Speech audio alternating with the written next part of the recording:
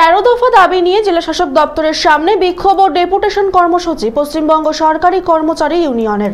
বিক্ষোভ শেষে ডেপুটেশনের স্মারকলিপি জমা দেন অতিরিক্ত জেলা শাসকের কাছে। বিক্ষোভকারীরা জানান, ডিএ হেলথ স্কিম সহ বেশ কিছু বিষয় নিয়ে কর্মচারীদের ন্যায়সঙ্গত দাবিগুলি বারবার তুলে ধরার পরেও কোনো সুরাহা হয়নি। কর্মচারীরা আজও বিভিন্ন কারণে সুযোগ সুবিধা থেকে বঞ্চিত হয়ে চলেছেন। পশ্চিমবঙ্গ সরকারি কর্মচারী ইউনিয়নের পক্ষ থেকে 13 দফা দাবি নিয়ে আবারও আজ বিক্ষোভে সামিল হয়েছে। তাদের মূল দাবি, অবিলম্বে বকেয়া 36% ডিএ সরকারি কর্মচারীদের দিতে হবে।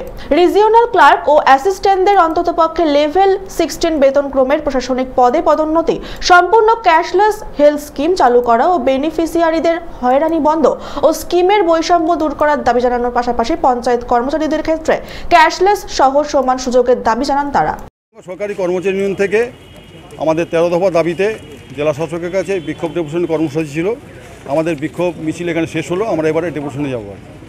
আপনার দাবিগুলো কি আছে? আমাদের 13টা দাবি আছে। তো মূল দাবি হচ্ছে এআইসিপিআই অনুযায়ী ডিএ প্রদান, তার সাথে হচ্ছে কি সমস্ত যে শূন্যপদে স্থায়ী লোক নিয়োগ, এবং এখন যেটা দেখা যাচ্ছে আর কি যে রিটায়ারমেন্টের পরে যে রিএমপ্লয়ি হিসেবে নিয়োগ করা বা রিএমপ্লয়মেন্টের পরেও যে ডিআরডব্লিউ হিসেবে নিয়োগ করা, তার বিরোধিতা করা, সমস্ত অস্থায়ী কর্মীদের স্থায়ীকরণ, সাথে সাথে যারা যতদিন কাজ করছেন, যতদিন কাজ করা হচ্ছে তারা ততদিনে মাইনে পায়। যেমন হচ্ছে কি ধরুন, যারা অস্থায়ী কর্মচারী বা সিভিল ডিফেন্স ভলেন্টিয়ার আছেন, তারা মাসে সমস্ত দিনেই কাজ করেন কিন্তু 28 দিনের বেশি মাইনে পাচ্ছেন না।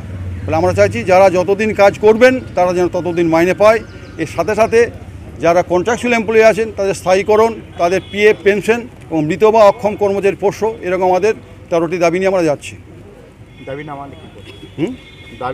দাবি না মানলে আমরা বৃহত্তর আন্দোলনে যাব। আমরা তো লাগাতারভাবে লেগে আছি বিষয়গুলো নিয়ে। কিছু কিছু দাবি আমরা আদায় করতে পারছি, আবার কিছু বিষয় এভাবে পড়ে আছে, ফলে সেগুলো নিয়ে আমরা কন্টিনিউ চেষ্টা চালিয়ে যাব। বাঁকুড়া থেকে নবেন্দু হাটের রিপোর্ট, চ্যানেল 24/7।